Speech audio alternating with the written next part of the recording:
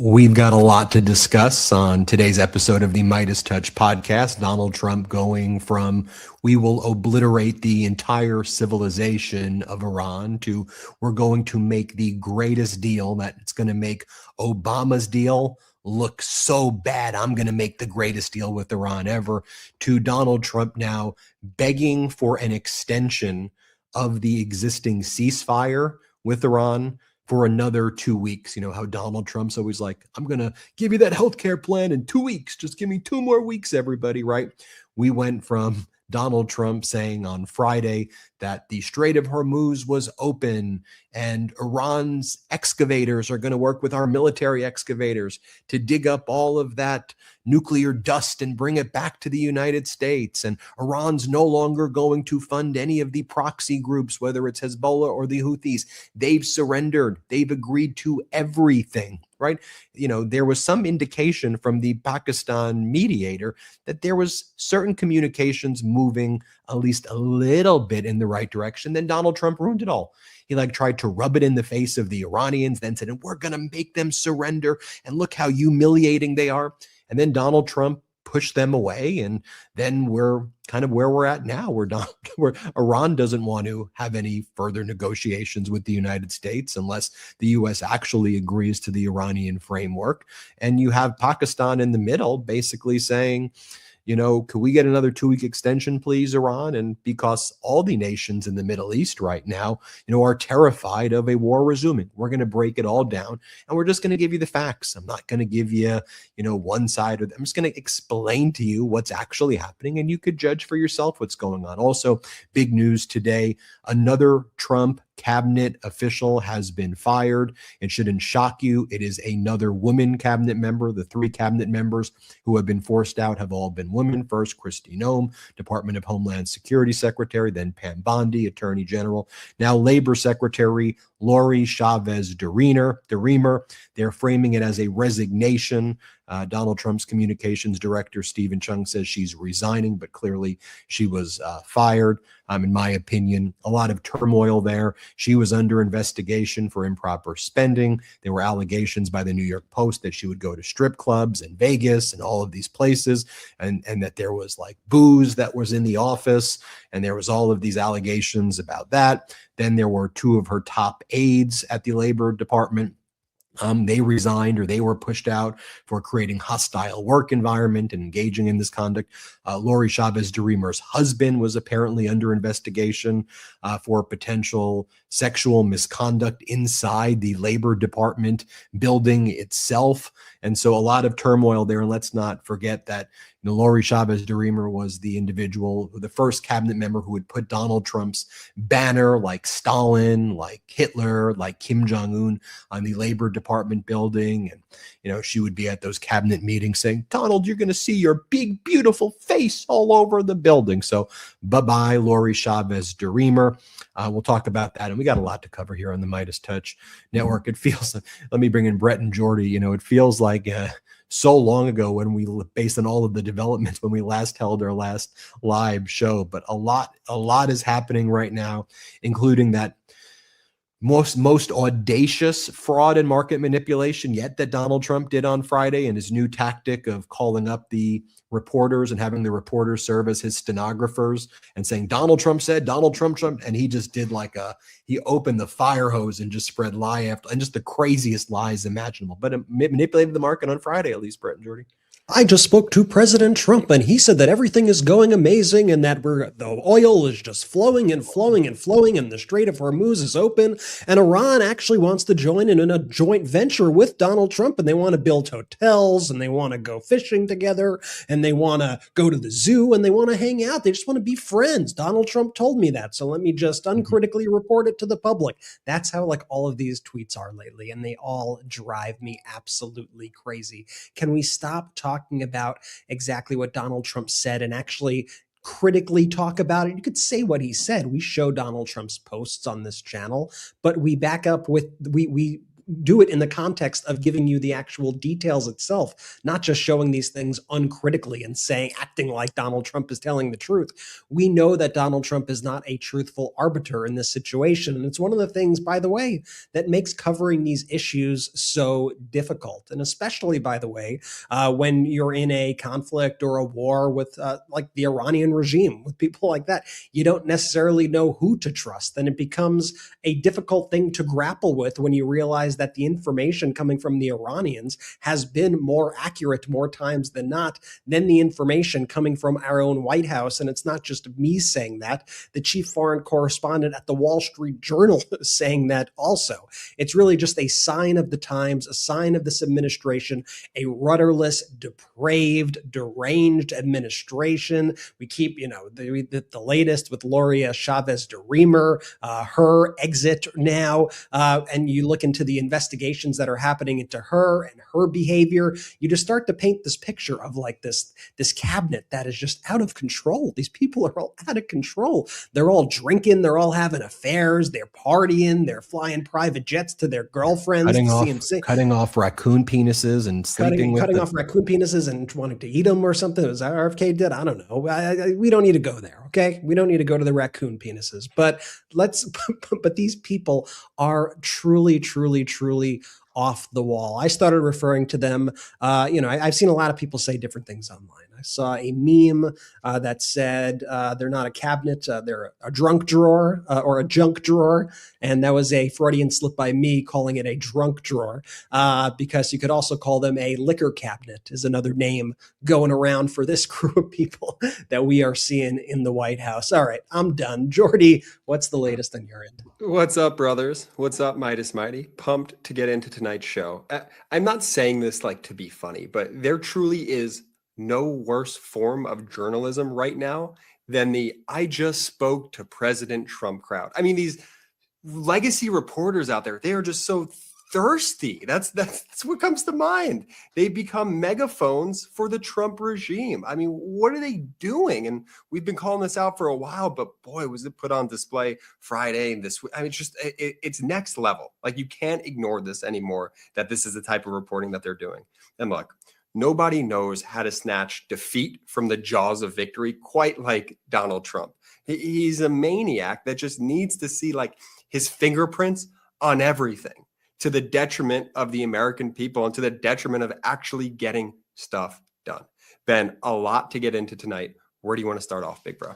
Look, ask yourself these basic questions, the questions I ask myself as I'm trying to get at the truth into what's really going on with this war and this ceasefire. So the question I ask myself first is, who controls the Strait of Hormuz right now? Before Donald Trump's unlawful and catastrophic war against Iran, it was not controlled by Iran. There was an ability for all ships to pass through, free commerce that was taking place. It didn't have to go through a pre-coordinated route controlled by the Islamic Revolutionary Guard. How many ships are getting through? What is happening in the Strait? And when you ask yourself that question objectively, setting aside the memes that Iran's posting, the deranged lunatic posts that Donald Trump is posting, when you look at the Strait of Hormuz, this is one of those posts for our audio listeners. Iran's gone on this like meme troll campaign using these like Lego movies that they've been making just to continue to troll Donald Trump and like significantly out-troll Donald Trump at the troll game. But I set that aside for a second, right? Let's talk about who controls the Strait of Hormuz. Iran does. Did Iran control it before? No, they didn't. Do they control it now? Yes. Who continues to talk about negotiation deal over and over again? Is it Trump who keeps bringing up negotiations, deal, mediation, or is it Iran? It's Trump who keeps on talking about it all of them. I'm going to negotiate the best deal, the best deal. Iran isn't bringing up negotiations or deal. If anything, Iran is doing it in response to, are you going to show up to what Donald Trump is claiming exists, which Iran often is like, yeah, we don't know anything about that. Like, we don't know what he's talking about. So I ask myself that question. Who keeps on changing their negotiating positions or their positions in general? Who's out there one day saying total obliteration, regime change, to there's a deal? Who keeps on saying one thing and then changing it the next day. And we're, and just, like Donald Trump is for audio, our post, we posted this, but it was a repost of Donald Trump's March 6, 2026 post where Donald Trump said the following: there will be no deal with Iran except unconditional surrender. After that, and the selection of a great acceptable leaders, we and many of our wonderful, very brave allies and partners will work tirelessly to bring Iran back from the brink of destruction, making it economically bigger, better, and stronger than ever before. Iran will have a great future. Make Iran great again. Thank you for your attention to this matter, Donald J. Trump. Or Donald Trump would say, we don't need the Strait of Hormuz, then we need the Strait of Hormuz. We want NATO to participate. We don't want NATO to participate. So who's doing that? Iran's negotiating framework has been the same on day one as it is now, once they took control of the Strait of Hormuz in response to Donald Trump wanting settlement discussions and peace talks. Iran has always said, sure, but you have to agree to our framework. Here are our non-negotiables. Here's our framework. Do you agree to it? And by the way, before this ceasefire started a few weeks back, Donald Trump posted, I agree to the 10-point framework. And that 10-point framework was basically a complete surrender to Iran and a complete victory to Iran. Now, whether you like the terms or don't like the terms, what we can't do here is be like, those weren't the terms, or pretend they were something. We know what the terms were. Iran's always been saying them, 10 points, and Donald Trump reposted the Iranian foreign minister. The Iran foreign minister didn't repost Donald Trump and say, we agree to this. Trump reposted the Iranian foreign minister, Araghchi, before the ceasefire, as though it was a great win for the United States. And those 10 points, the key points were remove all sanctions from Iran, remove all resolutions from the UN against Iran. Iran controls the Strait of Hormuz. They can charge millions of dollars on a toll booth for ships to go pass through the Strait of Hormuz. Permanent security guarantees for Iran and its proxy groups like the Houthis and Hezbollah and the Shiite militia groups in Iraq. Iran gets to keep enriching uranium. Iran keeps all of its ballistic missiles. And Iran is recognized as a regional power. I mean, there's some more points, but that's basically it. It controls the Strait of Hormuz. That's it. I mean, those were the terms that Trump agreed to. And then when Trump showed up at the negotiations last time, or he didn't show up, but J.D. Vance and Witkoff and Kushner did, J.D. Vance was like, oh, I guess the Iranians don't understand English well. Like, the 10-point framework was actually our plan. I bet you MB Ghalibaf, Iran's parliament leader, was like a PhD engineer. You could say a lot about these people, but very smart guy. Like, yeah, he didn't understand English. That's what it was. What do you mean he didn't understand English? I mean, of course he understood what the 10-point framework was. So I look at that and I look at who's in charge of Iran right now. And it's the Islamic Republic and a group that's less interested in any negotiations. So a stronger, more entrenched Islamic Revolutionary Guard leadership in Iran right now. So I just look at those are the objective facts, right? I mean, that's what's actually happening. And it's easy for you to find the truth when you ask those questions, Brett.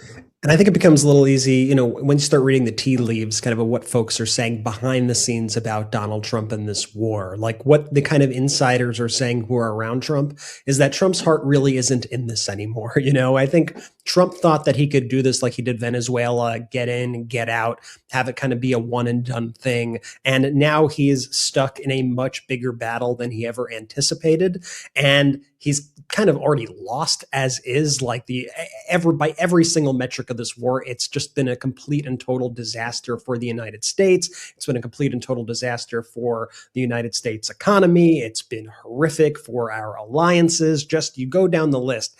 Everything about this has been absolutely awful. And so you hear out from the inside that Trump is kind of like over it. He wants to kind of try to figure out how to move past it. But Trump also is somebody who never wants to admit defeat and can't just cut loose. And especially once you cause all this chaos and kill all of these people and disrupt the economies like this, you have to figure out how to make a deal and a peace agreement. You can't just get out of this, right? And so Donald Trump now, you even see it in the way he's starting to phrase his new posts. You're seeing a shift in his language where you see how he's trying to figure out, how do I spin this thing as a win? And how do I sell that to my MAGA base? How do I sell that to this country and say, look, I actually won? And his go-to is always to try to compare himself to Barack Obama. This is better than Obama. I'm doing a better job than Obama. Mind you, we wouldn't be in this position if Donald Trump didn't rip up Obama's Iran agreement, which goes much farther than any of the discussions that Donald Trump is even considering having are going right now.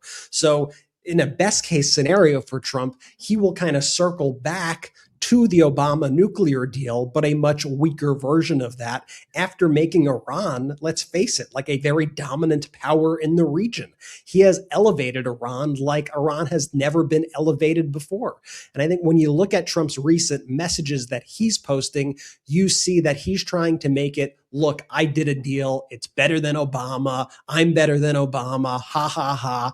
But you're going to see the details start to come in of all these conversations. And of course, he hasn't been able to get a deal thus far. And you're going to see that this thing is going to be way weaker than anything Obama even did.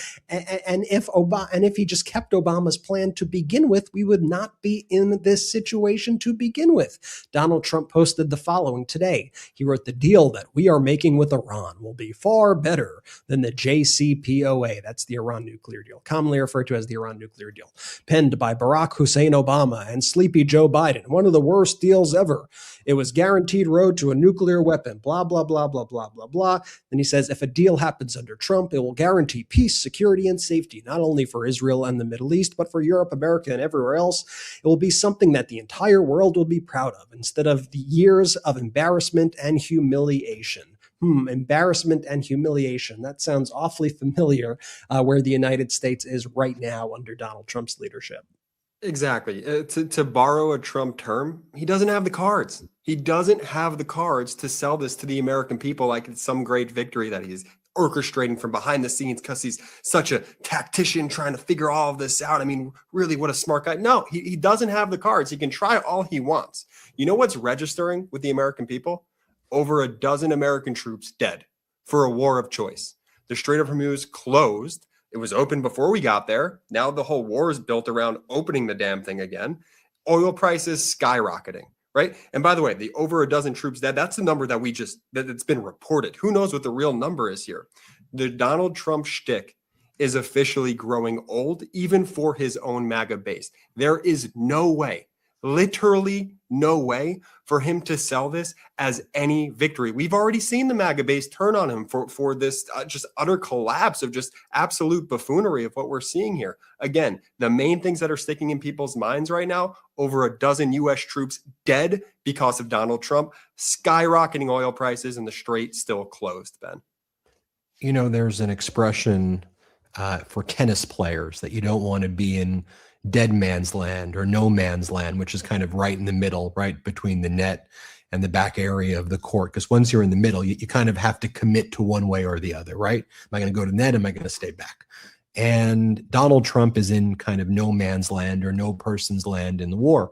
He's not committing ground troops and doing a ground invasion, which our military leaders say that they believe that they can take Cargill Island, they can take control of Iran, but it will cost tens of thousands, if not hundreds of thousands of service member deaths.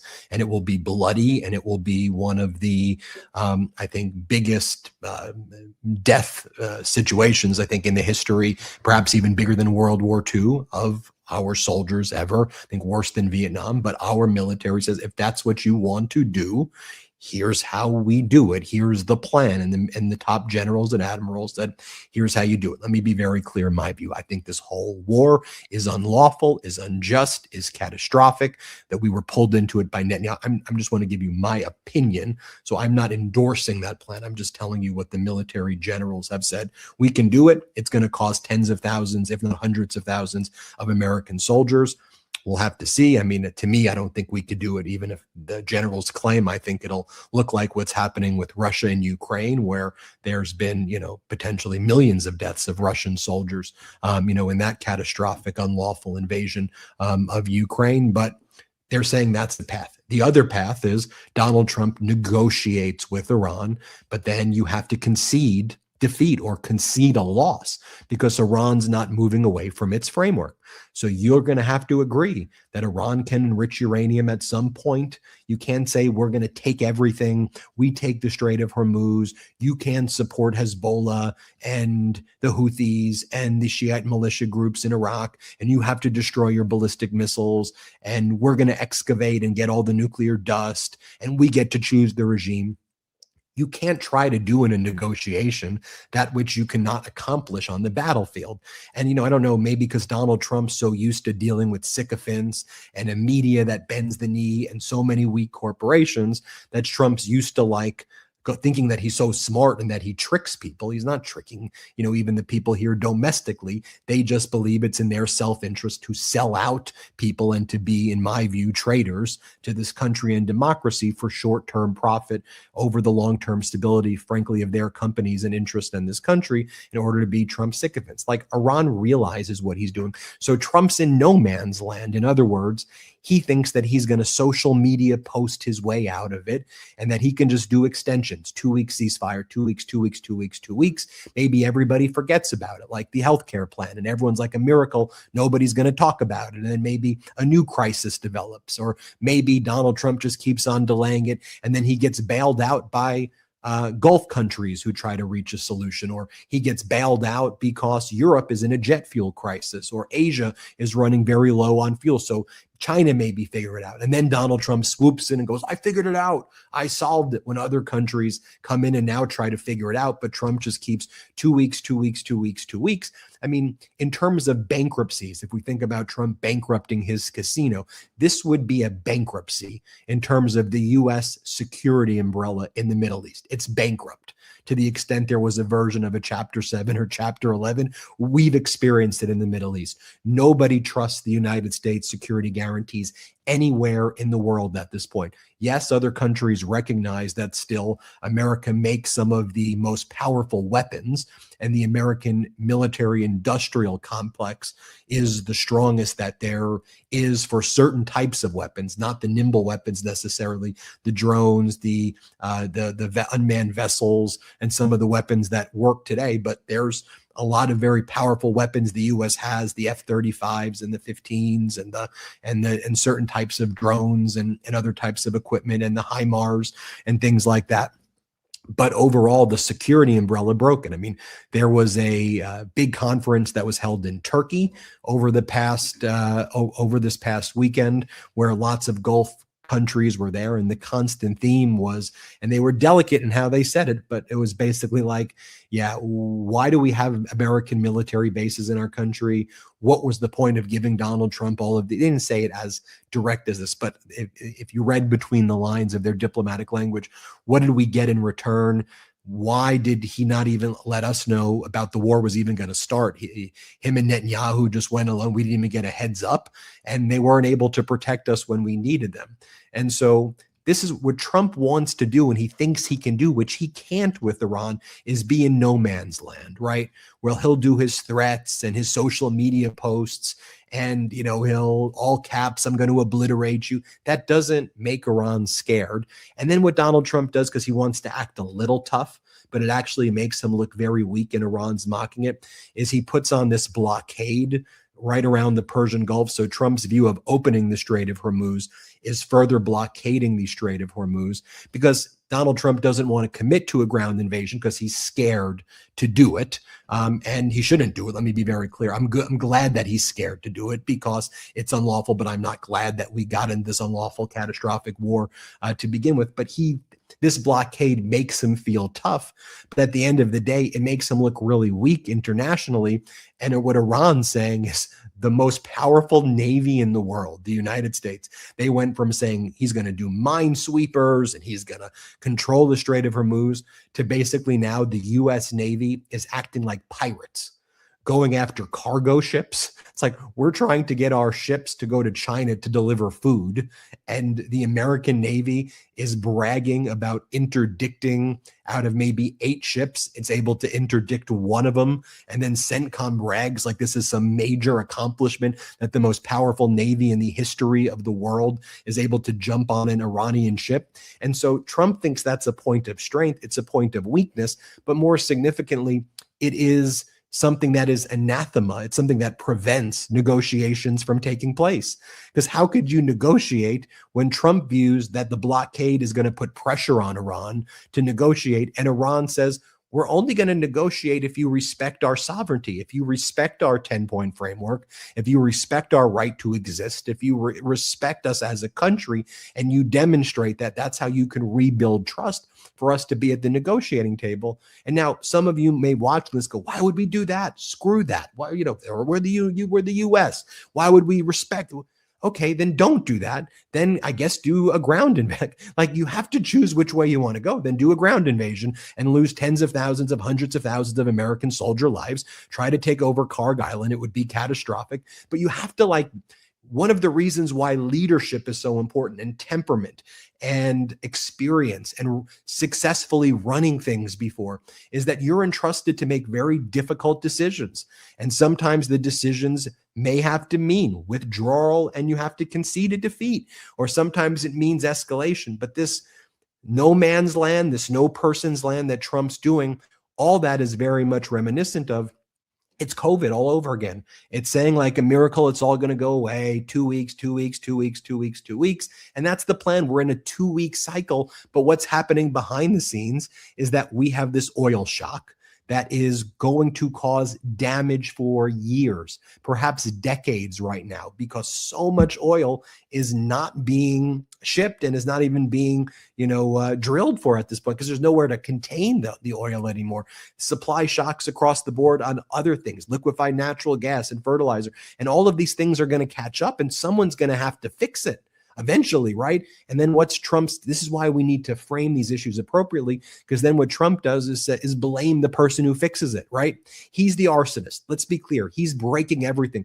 An adult is going to have to come in at some point to fix it. But what Trump's done his entire life, whether it's with COVID, his bankrupt businesses, is that he then blames the fixer.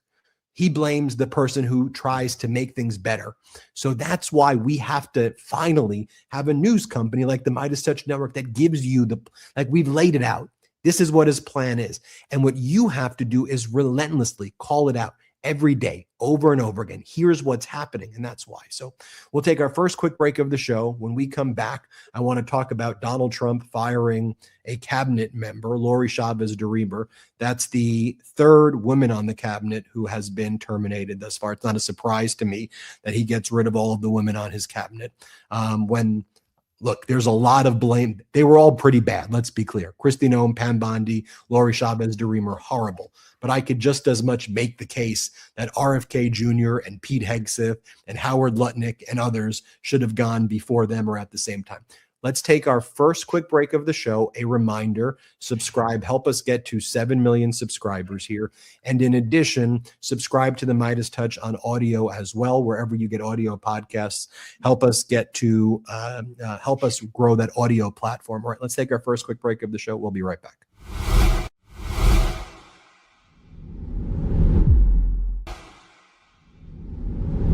If you've ever tried bone broth and hated the taste, forget everything you know about bone broth. Our next sponsor makes bone broth so good, I can't stop eating it. This podcast is sponsored by Brodo. Brodo's bone broth is the simplest nutrition upgrade you can make to your daily routine. Their broths are made from scratch. No concentrates, preservatives, or shortcuts. So you get the best broth money can buy. Brodo was launched by James Beard award-winning chef Marco Canora. 11 years ago, he started serving bone broth out of the window of his New York City restaurant. Now Brodo ships nationwide, so you don't have to be in New York City to enjoy Chef Marco's masterpiece. My favorite flavor from the sampler pack Brodo sent me was the chicken bone broth. Honestly, it's incredible. Each cup of Brodo delivers about 10 grams of whole food protein, along with collagen-building amino acids, electrolytes, and nutrients to support gut health, immunity, joints, skin, and general wellness, all under 50 calories and with 0 sugar or fat. But is broth actually good for you, or is it just all hype? Unlike the latest Instagram health fad, bone broth has been around for centuries, so it has proven results. A 2025 study actually found that the amino acids in broth heal leaky guts and strengthen the immune system. I've started replacing my mid-afternoon snack with a cup of Brodo, and honestly, it keeps me going through the rest of the day. I notice a huge difference in my day when I drink Brodo versus when I don't drink Brodo. And Brodo comes in 8 delicious flavors. I recommend trying their sampler pack so you can figure out for yourself which flavor is best for you. Shop the best broth on the planet with Brodo.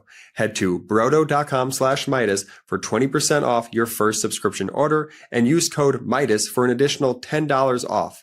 Once again, that's brodo.com/Meidas for 20% off your first subscription order and an additional $10 off if you use my promo code Meidas. This time of year always makes me rethink what's in my closet. I'm trying to keep fewer things, but better ones. Pieces that are well made and easy to wear all the time. That's why I keep coming back to Quince. The fabrics feel elevated, the fits are thoughtful, and the pricing actually makes sense. Quince makes high-quality everyday essentials using premium materials like 100% European linen and their insanely soft flow-knit activewear fabric. Their men's linen pants and shirts are lightweight, breathable, and comfortable. Basically, the perfect layer for spring. The pants strike the right balance between laid back and refined, so you look put together without trying too hard. And their flow knit activewear, moisture wicking, anti-odor, and soft enough that you'll actually want to wear it all day. The best part is that their pieces are 50 to 60% less than similar brands. How? Quince works directly with ethical factories and cuts out the middlemen, so you're paying for quality, not brand markup. Everything is designed to last and make getting dressed easy. Quince linen pants have become my go-to. They're breathable, comfortable, and look more polished than I expected. And they don't cost what I thought quality linen would. Refresh your wardrobe with Quince. Go to quince.com/Meidas for free shipping and 365-day returns. Now available in Canada too. Go to QUINCE.com/Meidas for free shipping and 365-day returns. Quince.com/Meidas. Let's go. Shout out to our sponsors. Links in description of both the YouTube and the audio. Use the links, use the codes. If there's an exit survey, let them know we sent you. Really quick, Benji. I read all the comments on the audio feeds. So, and all the comments on the YouTube. The next day I go back to the comment section on the podcast and I start responding to people. So people weren't sure if that was me. It's me responding. It really is. So please leave the comments. I will definitely respond. We also, last episode, I was making the effort that we were on 6.2 and we were crossing over to 6.3 million YouTube subscribers. Well, we did it. 6.3 on our way to 7. Please subscribe right now to the MeidasTouch YouTube channel. You might think you're subscribed, but you might not be. So just double check that. And also please check out the audio feed of the show. It's really, really helpful. Last thing about reading the comments, someone asked if I could start saying fellas instead of brothers as much and just kind of mixing like in a fellas or peeps type of thing. So I'll consider it. What do you fellas think? Should I do more fellas instead of brothers? What do you guys think? Jordy, I think just whatever comes to you. Now you're gonna be natural. You can't, overthink it. I don't want to force overthink it, man. That's the thing. Like fella, it's a special moment when you do what's up, fella. But it's like, we'll figure it out. Anyway, Ben, I know you love that. All right, Chief. All right, let me jump into it. Just Iran's parliament leader, MB Ghalibaf, who is the lead negotiator when there are negotiations with the United States. Here's what he posted right before we went live. Trump, by imposing a siege and violating the ceasefire, seeks to turn this negotiating table in his own imagination into a table of surrender or justify renewed warmongering. We do not accept negotiations under the shadow of threats, and in the past 2 weeks, we have prepared to reveal new cards on the battlefield. I mean, this is the lead negotiator, and he's saying, Donald, we're not dumb. We know what you're doing here. We're not going to allow you to use negotiations for you to achieve that which you couldn't on the battlefield. And if you think that in a war we're not ready for, we're ready to go after lots of other Middle East nations in ways that we held back before, where there are American interests. Now, I think that the real serious effort to not allow this war to continue.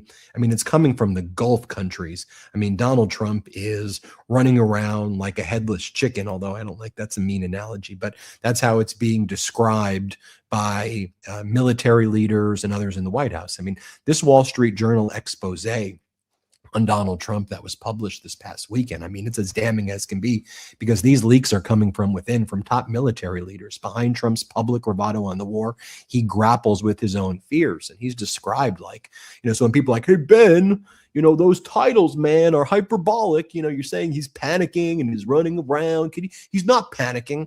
All right. I mean, look, the Wall Street Journal is citing lots of military leaders and cabinet members and other people. They're saying that Donald Trump is panicking and running around and cursing, and it's gotten so bad they have to keep Donald Trump out of the Situation Room when they give him updates of meaningful events because they think that Donald Trump being out there or being in the room will result in people getting killed because Trump is so erratic. So just think about that right there. So, but I think a lot of the pressure, this is why you have to study international relations and see the dynamics of what's actually going on here. So Saudi Arabia and Pakistan have a security defense pact. And part of the security defense pact is a lot of resources go to Pakistan, but Pakistan has to help Saudi Arabia. And so Pakistan is kind of caught up in this situation, as well. And it wants a lot of the Saudi money. And this is how Pakistan, in its ongoing existential feud with India. Remember, there was the India-Pakistan war, which started under Donald Trump's tenure, which Donald Trump claimed that he solved. But then in India, you had Modi say you had nothing to do with it. So Pakistan is well aware of that war. So they, and part of this defense pact, are getting all of these resources from Middle East nations. So Pakistan also, both for their prestige and to help the Saudis, are heavily involved in this negotiation because these Middle East countries, just think about it, whether it's Qatar having their liquefied natural gas facilities blown up, whether it's Saudi Arabia, key infrastructure, you go to Bahrain, you go to Kuwait, you go to all these countries, right? United Arab Emirates, Abu Dhabi, Dubai.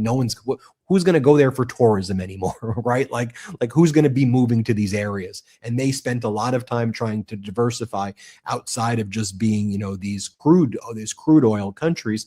And so I think they're putting a lot of pressure on Pakistan. You gotta like we know Trump's a maniac, but keep this ceasefire so that these Middle East countries can try to figure it out, and they're trying to buy time as well. So I think that's one of the things happening. By the way, I think they're putting pressure on the Trump administration as well. There's been some crazy reporting that I really don't think is getting enough attention about the United Arab Emirates. There was a story over the weekend in the Wall Street Journal. It was, I got to honestly give it up to them. They've been actually doing a really good job lately.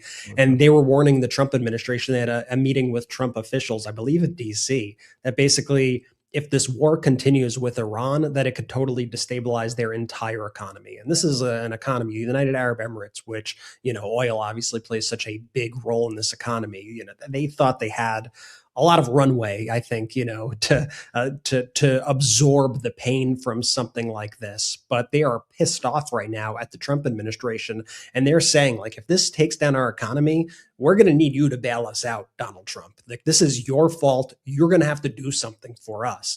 They even raised the idea of currency swap lines to give them access to more US dollars in the case of a crisis. And they also threatened, and this would completely destabilize the United States economy. It would be like a death blow. And I think it's incredibly unlikely, but this is what they said to the Trump officials. They said that if the UAE ran short on dollars, that they may be forced to start selling oil in Chinese yuan. That would be the biggest blow to the United States of America imaginable. And that's a card that they have, and that's a card that they are threatening to use against the Trump administration. And it just goes to show you, right?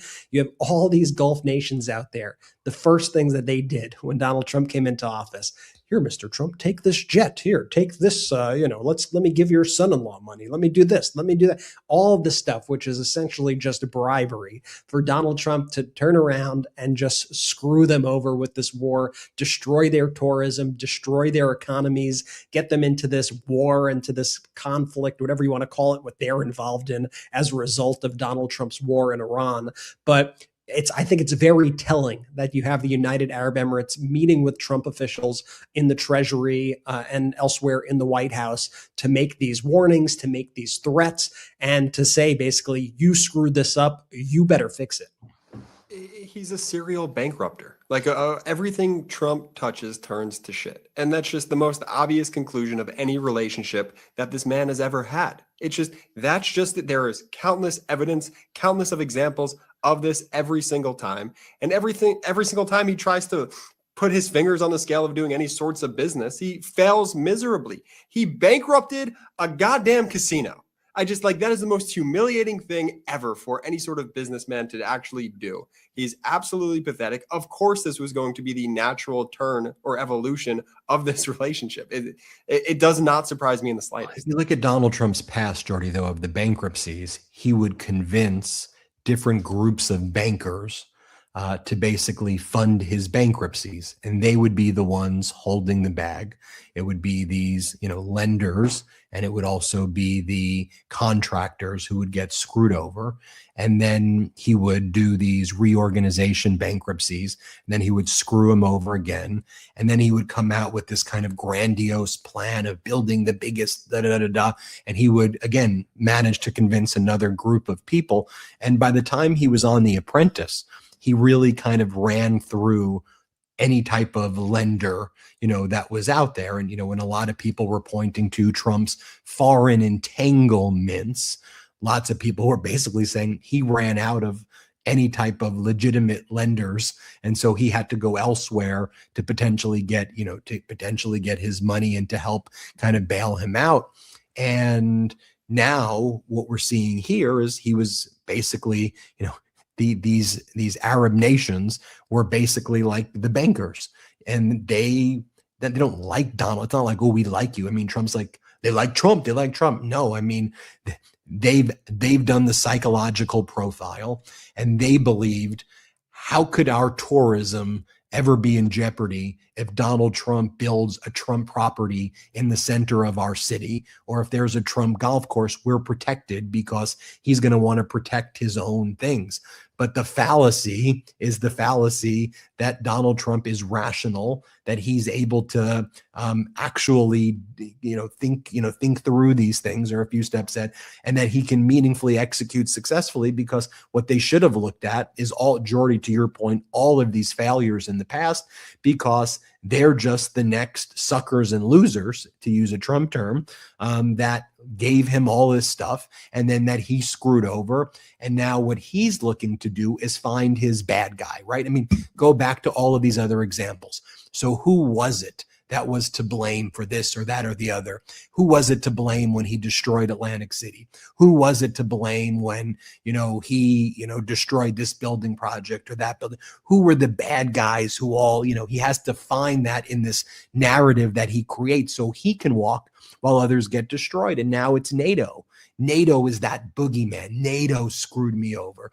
And these Asian countries didn't help. And these people didn't help. And that's why we're in this situation. It's Ukraine's fault. And Biden did it. And it was Obama's deal, right? This is how losers behave. And we're seeing Trump, again, behave the way a loser behaves, the way someone who bankrupts things behave. And if you go back to when we first started talking about this regime, when they came into power, and of course, you can go back MeidasTouch years and see the in-depth analysis and warnings that we gave. But set that aside. What I had always been saying is the problem is when something goes wrong. He takes something that goes wrong and makes it into a bigger problem. He takes a bigger problem and makes it into a crisis. He turns a crisis into a catastrophe. He turns the catastrophe into something existential. And then there's a bankruptcy event that eventually happens. We see this with him over and over again because someone who doesn't have his pathology, his nature to lose. He's the gambler who doesn't leave the table until everything is lost. The malignant narcissist, all of that combined always kind of renders an outcome because someone who holds themselves accountable would come up with a solution that is humbling. And the humbling answer right here may be you have to concede some sort of strategic defeat because you weren't able. First off, you shouldn't have gone to the war in the first place. Unlawful, catastrophic war. Let's be clear. You shouldn't have done it. But now that you have not won on the battlefield, pretending that you won is not a legitimate outcome because the other side doesn't agree with that assessment and they're holding on to their victory. The Strait of Hormuz, still the uranium that exists, which you did not obliterate back in June. All of their Shahid drones, or they still control 40 to 50%, still exist. The ballistic missile launchers, the ballistic missiles, their stronger relationship with Russia and China, Iran being a major regional player right now, charging a toll. So you can't bullshit your way out of this. Like, you can't. And so you have to, again, get out of no man's land and make a decision. And being there, again, Iran, to their point too, why they may extend the ceasefire if they do, is that they see Donald Trump squirm. Like, the expression of like, you don't need to do anything. You could just watch your opponent when they're making mistakes, like let them make them. And you could just watch Donald Trump, go back and forth. And nothing materially has changed in the Strait of Hormuz. Iran controls it. They control it. They want to charge tolls. So they could sit back and be like, okay, you want to extend it 2 more weeks? Sure. We're going to keep building up our missiles. The nations, the Arab nations, know that we could shut down the strait at any given moment and we could start attacking them again. So the only thing that's changed is Donald Trump has become increasingly desperate. That's the most obvious change that we've seen come out of this. To your point, Ben, there's nothing material that has substantially moved the needle in any way, except it's very clear that Donald Trump is panicking. Sorry, Brett. How's this for a stat? Ready? This is via Lloyd's List. Iran's shadow fleet is moving. At least 26 vessels have reportedly bypassed the U.S. blockade, with 10 plus ships crossing just this past week. Since April 13th, 11 tankers and 1 bulk carrier have successfully navigated out of the region. So while Trump and CENTCOM, they like to spike the football and say, look, we stopped this one ship, there are all of these other ships going through at all times. And I saw an interesting analysis and some sourcing from inside Iran about these negotiations as well. And we will see what happens. We're in this period right now where it's kind of like all sides are posturing and are kind of chest beating and are, kind of feeling each other out. But one of the things that I saw, which kind of made a lot of sense to me, to be honest, is that Iran on some level doesn't even understand what getting into a negotiating room with Donald Trump's team would even do. Like, what is the benefit of that if when you make the deals inside the negotiating room, Donald Trump goes on Truth Social and then he lies about what was discussed in those meetings? They're not dealing with an honest person on our side. And so it makes it difficult. Like last time when, they had agreed that Lebanon was included in the ceasefire, then Donald Trump decided, Lebanon was not included. When Donald Trump said in his post and reposted the foreign minister of Iran saying that we have agreed to Iran's 10-point framework to discuss this, to have the ceasefire and discuss a deal going forward, then Donald Trump saying that he did not actually agree to that 10-point plan at all, despite literally writing that out in his own social media post. So I've seen some sources close to the Iranian regime say maybe we don't even do these sorts of meetings because they're unproductive. Donald Trump is just going to lie about it. We need written agreements. We should have this. This should be public. We should be showing our written agreements and having it kind of litigated in public so that people are seeing what is actually happening in the negotiations. It's hard for me to look at that and think like, oh yeah, that actually makes sense when you're dealing with somebody as deceitful as Trump in this process. Absolutely. And look, it's kind of also what we've always said here at the MeidasTouch Network when Donald Trump would tout I have this plan with India. I have made this agreement with China. I've made this deal with Japan.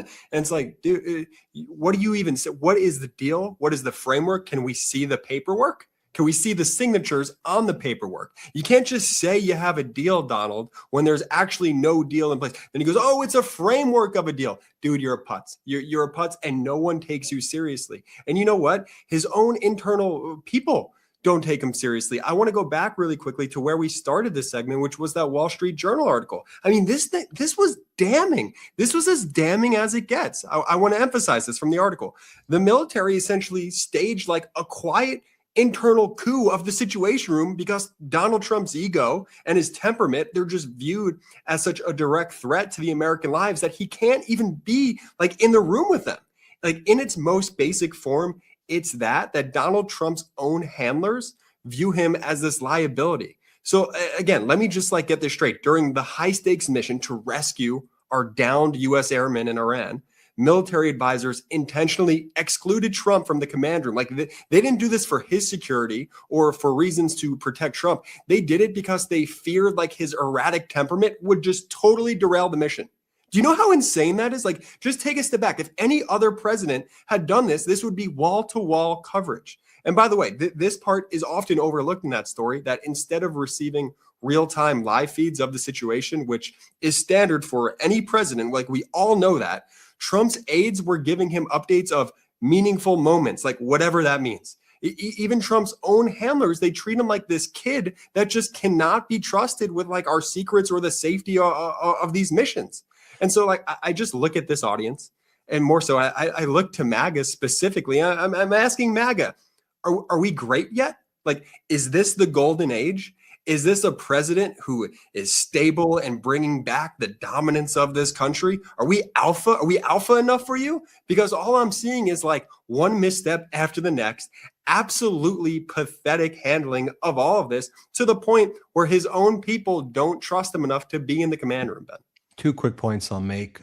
Where are those F-15E pilots, right? You would normally think we'd learn who they are, or they would show up on state regime media, Fox. And so I have serious questions about that whole operation. Why were there hundreds of special operations forces in order to recover two F-15E? Wouldn't you want to go in with less people to try to be more stealthy? Why would you use C-130s? Why would you conduct an operation where you build a whole airstrip? Why was it so close to the nuclear facility in Iran, where there was previous plans that special forces would take this uranium? And so I'm not doubting that F-15E pilots may have gone down, but I'm also not doubting that once that happened, it was then used as a broader pretext as part of a search and rescue operation to then bring in lots of special forces to engage in a mission that was then aborted. And so I have lots of even broader questions about the whole thing. I just want to. Hey, this is an administration, the Trump administration, the Trump regime that is literally like, they post everything, every illegal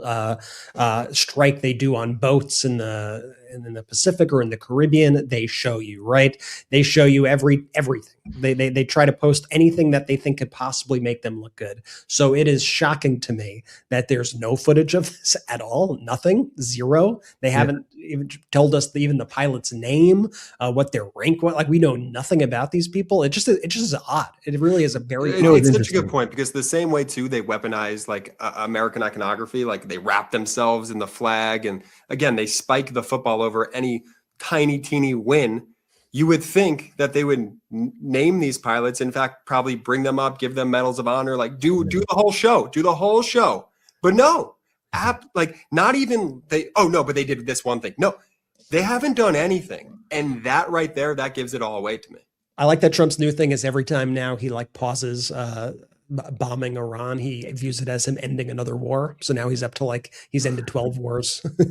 He'll end 11 wars if the ceasefire goes in. It's also stupid. Well, look, when you look at what these Gulf nations would say when Iranian drones and missiles would hit their targets, they would never say the drone hit it, right? It would always be the debris hit it, right? And you'd be like, yeah, you think I believe it's the debris? I'm seeing the Shahid drone, hit the target, and Jordy, to your point, we would know these F-15E pilots. They would be like, there would be press conferences. Donald Trump would like have them right next to him. There'd be like a UFC fight dedicated to them. They'd go march in the UFC. I mean, there would be something that would be done there. And then it brings me to just another point as well, like the story that I think is going to gain more attention, that there were two Americans who were, I'm not sure if they were CIA affiliated, but two American officials were in Mexico conducting operations there. And then our regime in the United States said they were involved in a car accident with two Mexican officials who were also involved in going after drug dealers in the area. And so two Mexican officials, two American officials got killed. And then some story about it was like a car accident. It's like, stop treating us like we're stupid, okay? I'm sure it was a CIA operation, or it's part of ongoing military operations that are against Mexican law. And now Claudia Sheinbaum, the president of Mexico, says, she's looking into that. Sorry, Brett. No, I was just saying totally. When I read this, that there was this, bizarre car accident that killed two American officials, two Mexican officials in Mexico. And then Claudia Sheinbaum said she didn't even know about that, didn't even know what they were doing. And they said that this was part of something to do with counter narcotics or something. The whole thing seems incredibly suspicious to me. We know that the United States government and the CIA does a lot of activity that they try to hide in places like Mexico and in Latin America and in South America, and that just it just didn't pass the sniff test. All the explanations they're given on that one, and they sort of swept it right under the rug as well. Like, I bet so many people watching this haven't even heard about that. Right. Last point I'll make: trust is the ultimate currency in international affairs, and Donald Trump, broke all the trust immediately. 90 deals in 90 days. Jordy, the point that you make, when there was not 90 deals, there were frankly no deals in 90 days. Nothing was ever written on paper. We started to hear things like, oh, well, there's a framework, or there is organizing principles, and we did a framework over here. And then like press releases were written. It's like, okay, well, where's the actual deal? And then there's a framework of a framework. There's a concept of a deal. And one of the reasons we were pointing out that these are all fake is when Donald Trump's out there saying he was getting trillions of dollars here and trillions of dollars there, and he brought in $21 trillion. And we're saying it's not real, because ultimately the question is if you brought in $21 trillion, what's the impact of that going to be? I get you can lie and you can get a good press release, but ultimately, if people don't feel it, if you don't experience it, eventually people know that you're a liar. And it's some of the most dangerous and weird things to lie about, to say someone gave you $21 trillion or countries gave you $21 trillion, which is totally false. And all of these things that happen, Donald Trump likes to say, during my first term, I rebuilt the military, which he didn't. He didn't rebuild the military. What the hell are you talking about? And in my second term, I use it. Okay, it's a ridiculous thing to say. But in the first year of this second regime of Donald Trump, he screwed up all the relations and created a demolition of all of the structures that were needed. So then when he actually started invading everybody and engaging on his catastrophic wars, the impact was extra harmful as a result. All right, I know we said a lot in the segment. Let's take our last quick break of the show. When we come back, we'll talk about Lori Chavez DeRemer being fired by the Trump regime, the third cabinet member to go, the third female cabinet member to go. All the cabinet members who have been fired are female. We'll talk about that and more. Reminder, hit subscribe. Help us get to 7 million subscribers. Subscribe to the MeidasTouch on audio. Let's take a quick break. We'll be right back.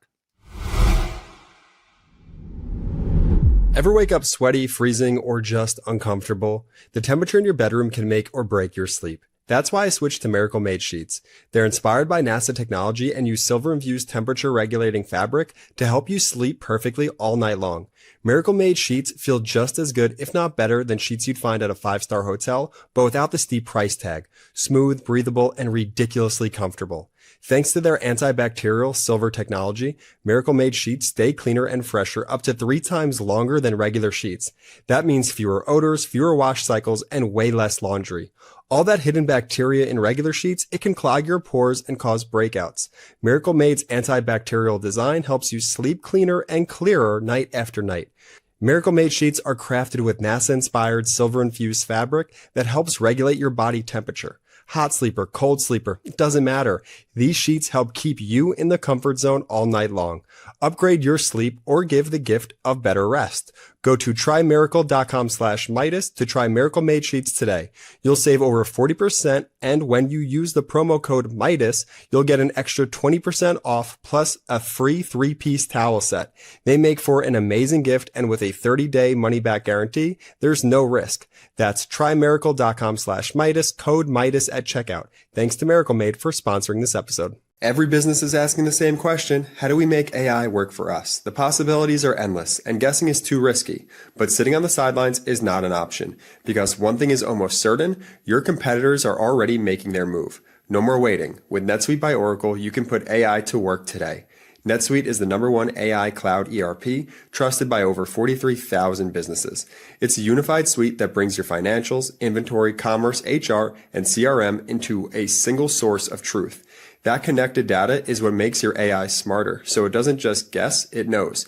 It intelligently automates routine tasks, delivers actionable insights, helps you cut costs and make fast AI-powered decisions with confidence. You've got total flexibility.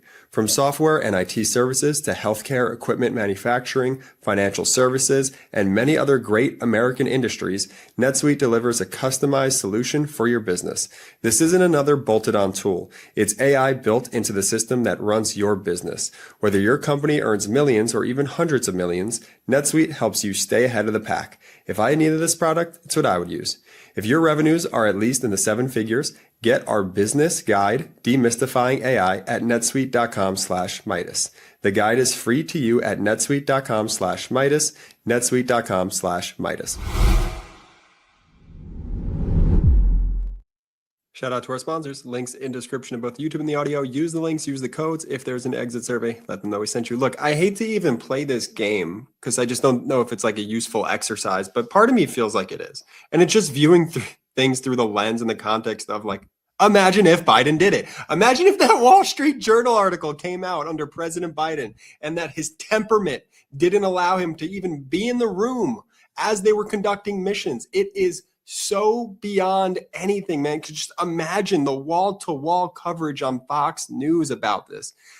Really, really, really like sycophant stuff out of Donald Trump and the regime. And I at this point, it's a very, very leaky faucet, in my opinion. Like, these are just the first drips because, you know, there's internal sourcing that goes into all of this type of stuff, all this type of reporting. And this is just the first sort of shoe to drop here. We've kind of seen it throughout this term in general, but I think as we get closer and closer to 28, like, this is going to become more of the norm. More stories like these coming out from the inner circle, as at least his like internal team and staffers try and figure out what's next for them. Well, I got to say, you know, it's been interesting because the first few months of Trump's second term, he actually held the cabinet and held his people together a little bit. It was a lot less leaky than during his first term. There weren't as many firings. There was some semblance that he had a bit of control of that, right? And also, Trump has this thing now, especially now, where he doesn't want to, and I've heard his, I've heard people from his team use this term where they don't want to give the media a scalp, is what they call it, right? The media is coming for somebody on their team, even if it is completely legitimate, even if the person is abdicating their duty, using drugs, extramarital affairs, drinking, but whatever it is. They don't want to give the media a win, so to speak. Like, that is the worst sin for Donald Trump, not that behavior. So Trump either has to figure out a way to do it where he's not, where in his head he could spin it as he's doing it on his own and it's not to give the media a win, or he just doesn't end up firing these people who are just wholly incompetent and have no reason at all to be in these jobs. And so he usually has to launder it through a source by him, like on his team, so to speak, in order to be able to justify it. And I think you saw that at those congressional hearings a few weeks back with that Senator John Kennedy. John Kennedy, who talks in this kind of bizarre, whimsical way. He's actually like a very smart guy, but he plays an idiot. And when he was questioning Kristi Noem, it felt very much like he was questioning Kristi Noem in order to get the sound bites from her that Donald Trump actually needed to get rid of her. And I feel like that's how they do all of this stuff, right? If the Atlantic writes an article about Kash Patel and makes allegations against Kash Patel, Donald Trump is not inclined to act on that because he doesn't want to give the Atlantic, he doesn't want to give the liberal press, so to speak, a win, right? But if he could get a Breitbart reporter or a Fox reporter or a Republican in Congress to catch somebody in a certain statement, then he's built his own justification for it, that he's doing it on his terms. It's another one of those weird psychological things that you kind of have to watch that Trump does, and something he's doing differently this term compared to his previous one. Could you imagine, though, any FBI director filing a defamation lawsuit because their feelings or reputation purportedly was harmed by a media outlet? Like, regardless of even what the allegations are, while you are the acting FBI director, Other than the attorney general, you're the top law enforcement person in the United States, and you're running the Federal Bureau of Investigations, a sprawling organization that is kind of the pinnacle of law enforcement power. And people say all different things, whether you're Merrick Garland or Christopher Wray, when Christopher Wray was the FBI director, or Comey or whoever.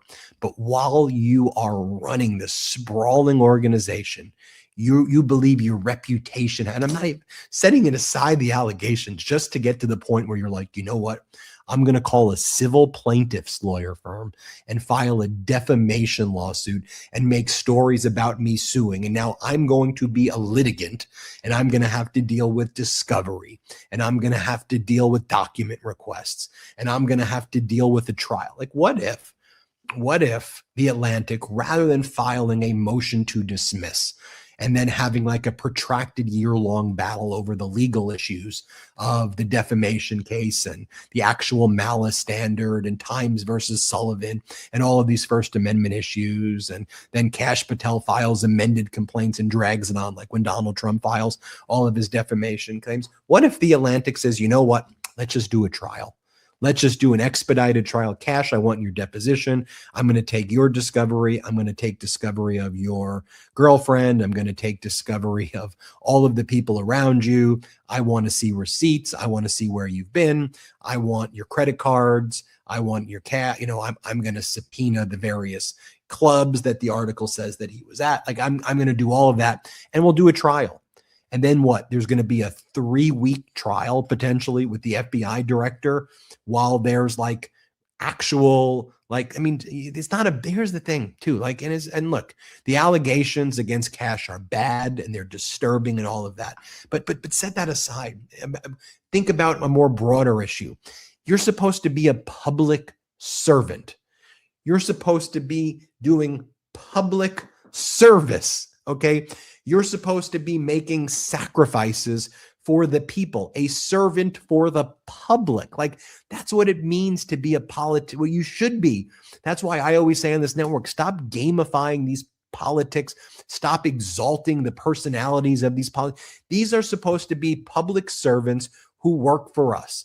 You're not supposed to be in the Winter Olympics making the men's gold medal hockey about you holding up a beer can. What if the Atlantic in discovery asked Kash Patel the following questions?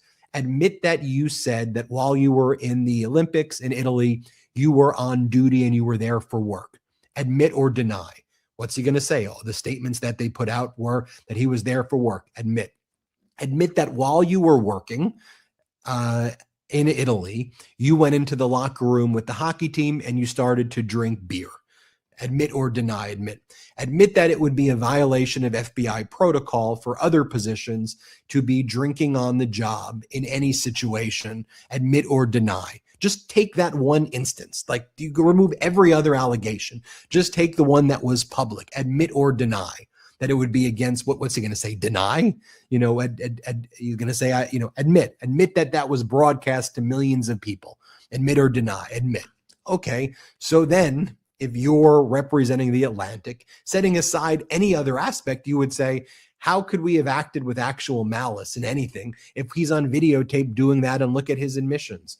And then he's going to have to testify to those things at a trial. So imagine if the Atlantic just said, you know what, we want a trial. And now we have an FBI director who should be focused on protecting against terrorism, investigating, child predators, and finding the next Epsteins out there. Like, you should be focused on all of these issues that are happening. And he's so focused on like himself and the girlfriend's country music career. It's like, stop it. Stop trying to be famous and celebrity. Like, this should be about the people. Going to Lori Chavez DeRemer, it's like, from all the stories, she's out in Vegas, she's going, and these are the allegations, partying in Vegas, going to strip clubs, partying, drinking, booze-fueled office. Affairs with staffers. What'd you say? Affair with a staffer, allegedly. Affair with a staffer. Your husband's accused of sexual misconduct inside the building, with something. Like, what the hell is going on? You're supposed to be the labor secretary. Like, your job is to help unions. help workers. And we know that manufacturing jobs have suffered. We know that there have been job loss. Trump's been the worst for jobs. Your job isn't, your job isn't to go out there and like party. And, it's like RFK Jr. doing these like weird videos, like with milk mustaches, with his shirt off, and Kid Rock. It's like, what are you doing? You're supposed to be the health secretary. People are out there dying. And not only are you spreading anti-vax messages, but you're out there like shirt off. What do you think this is? It's supposed to be the government. And this should shock our conscience. And I think because our media has been so broken, because of the proliferation of social media and these algorithms and all these things, there's been this idea that politics is this reality show. And so the person who leads this warped dystopian reality show is a reality show guy in Donald Trump. The transportation secretary is a reality show guy, who's on the Real World Road Rule Challenge. These are all people who like want to be famous and never made it in Hollywood. And they're out in Dr. Oz and this one and that one, who are out there like, what are you doing? Like this, we have to just, again, deconstruct this conscious, shocking environment and ecosystem and say, snap the hell out of this mass psychosis. And let's remember what the hell government is supposed to do. It's supposed to be by the people, for the people. It's supposed to deliver. It's supposed to give people healthcare, not rip it away. It's supposed to help people get better education. It's supposed to help people afford homes. It's supposed to be there to protect people and make life better and more affordable. It's supposed to uplift and protect, not bully marginalized communities. That's what government's supposed to be. It's not supposed to be this dystopian reality show of strip clubs and drinking and all of this other crap out there. That's not what government's supposed to be. It's not supposed to be oddity and weird. And, oh, can you believe it? So I don't want it to be that way. I want it to be, what did you help do to find more housing? What did you do to help more people get health care? One of the things we saw with Lori Chavez-Darima right away, which was, we covered in depth, was at her confirmation hearing. Before she was the labor secretary, she was supposed to be a moderate Republican Congress member from Oregon, where she said she supported unions, she supported labor, and so that was her big thing, that she supports the PRO Act, which is a piece of legislation which protects unions from all of these hostile acts by big corporations.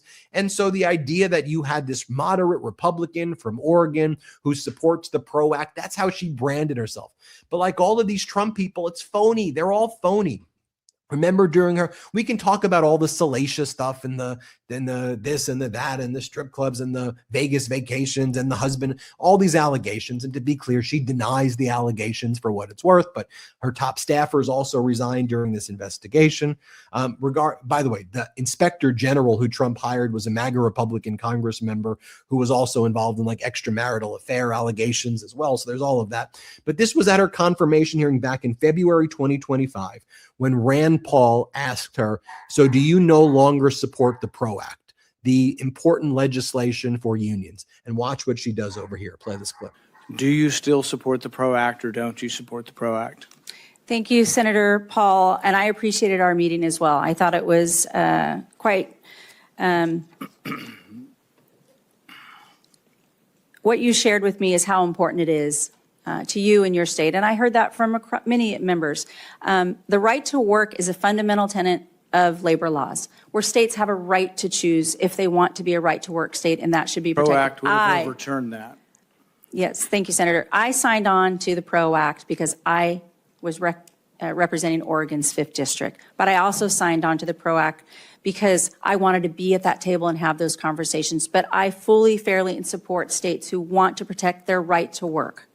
I have said that to every senator that I have visited. So you no longer support the aspect of the PRO Act that would have overturned state right to work laws? Yeah, there were so many parts. That's a yes? Yes.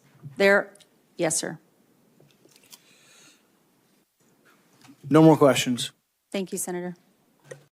Right there, that's a moment where she sold her soul. And we know she did before then, but you saw the moment. Basically, you can literally see it.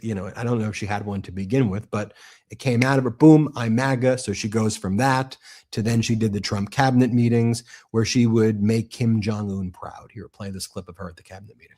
If you all haven't stopped by the Department of Labor, Mr. President, I invite you to see your big, beautiful face on a banner in front of the Department of Labor, because you are really the transformational president of the American worker, along with the American flag and President Roosevelt.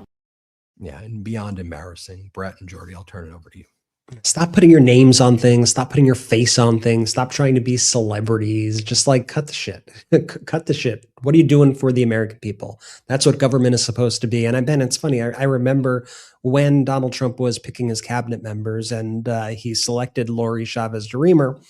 I remember saying to you, because I try to judge everything objectively. I, of course, have my personal opinions, and I think Donald Trump is an incredibly destructive force, not only to the country, but to the entire world. But when he was picking his cabinet, I try to keep an open mind on an individual basis of each person. Is this person actually qualified for this position, at least? And when I heard her name and I was looking her up, I was like, oh, she voted for the PRO Act. She actually seems like a pretty normal person who might actually be good in this role. And Ben said, watch your testimony. And I said, why? He said, watch what she said about the PRO Act during her testimony. I said, well, she voted for it. And Ben said, well, she's against it now. And I was like, well, how can you say you're pro-labor and not be for this? All these people always show their cards, and they're chameleons. They really don't believe anything. Like, what the hell, by the way, is Tulsi Gabbard doing right now, right? Tulsi Gabbard and Miss Anti-War, in the past had gone after Donald Trump for Iran, for saber rattling with Iran, for any sort of foreign entanglements. But now she's singing a different tune. Well, she's not really saying much, but what she's doing now is she's kind of being quiet, and she's doing Donald Trump's dirty work in order to try to build this kind of phony case for Donald Trump to say that the 2020 election was stolen, and to give him more justification to try to prevent people from voting in the midterms and future elections. Like, that's what she's focused on right now. And so I think all the people who you see in this administration, they all kind of fit into a similar pathology, a similar psychology. They all are kind of like they all want to be famous. They all really don't have any sort of moral core or moral beliefs. It's all whatever is going to benefit them at the moment. And in this case, it's all whatever, Donald Trump wants is what they're going to do, and nothing else really matters. And that's a dangerous place to be in a democratic government. It's a dangerous place to be at the small democratic government. And it's a dangerous place to be in a country, especially when things get serious, when we're in matters of life or death, when we're dealing with matters of war or peace. And that's where we find ourselves right now, at the hands of a reality show TV host who, unfortunately, the repercussions of the show that he thinks he's putting on are far too real for the Americans who are suffering right now, whether it's from high prices, whether it's from the war, you name it. This is getting very, very, very real. And you can't escape the reality at a certain point. Donald Trump could try to make his own alternative facts and try to will things into existence. But when you're on a collision course with reality, that doesn't end well. Absolutely. And look, the saddest part for me, Brett, to your point about how dangerous this is for our society, is just like this country could be so good. Like, it genuinely could be. There are enough smart people. There are enough people who actually love this country to want to make this country perform as best as it can perform, to work for the people as best as it can work for the people, and not work for Donald Trump and his ilk. When Donald Trump's cabinet, when he says to jump, they say, how high? You say, oh, we used to have this belief. Now Trump says, no, now you believe this. They go, okay, sir. Yes, sir.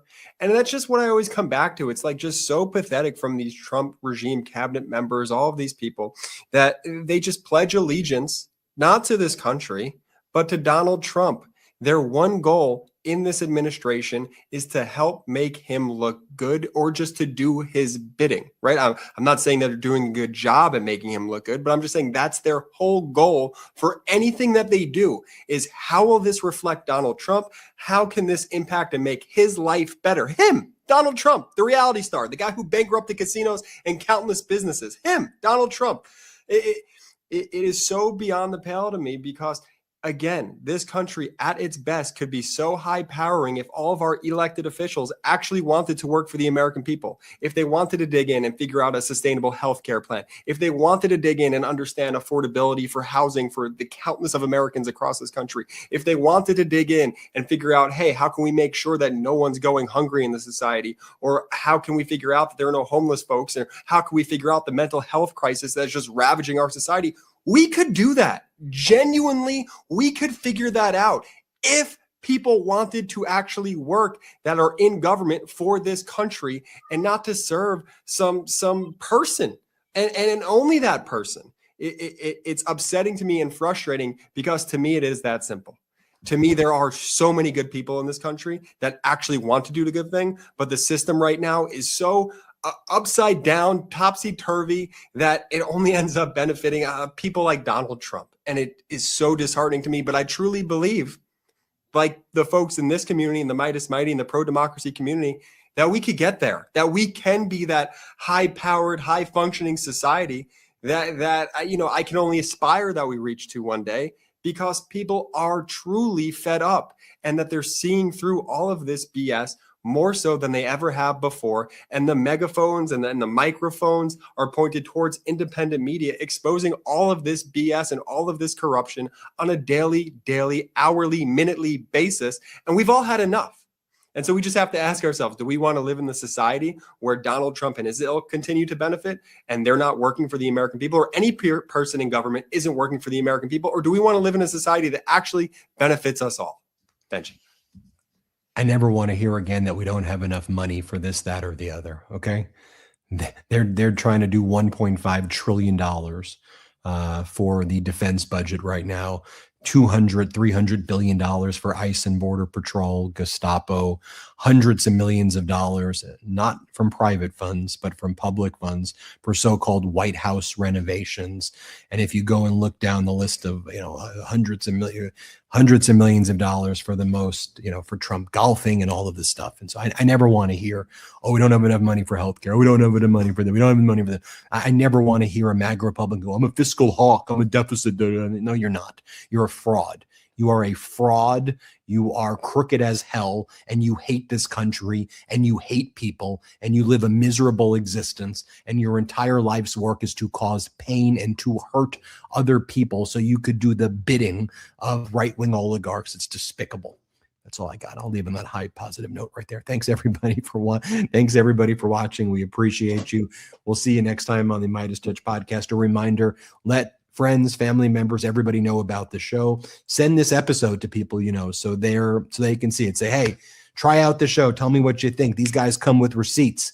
And make sure you subscribe on YouTube, subscribe on audio, and maybe send a text message or an email to 10 people after watching this and tell them to check out the MeidasTouch Network, and specifically send them a link to this episode so they can see what everybody's talking about. So thanks, I'm sorry, Ben, let me just cut you off there. I just want to emphasize that the word of mouth for this network is incredible. It's what this whole movement has been based off of. We have never done any specific advertising to promote the network, any paid advertising. All of this is truly organic growth and word of mouth. So please continue to do that. Your voices are so trusted within your own circles that it really helps this network continue to grow. Sorry, Ben, any more? That's all I got. Thanks, everybody. We appreciate you. We're listening to you. We're fighting for you. Jordy, take it away. Shout out to the Meidas Mighty. Standing strong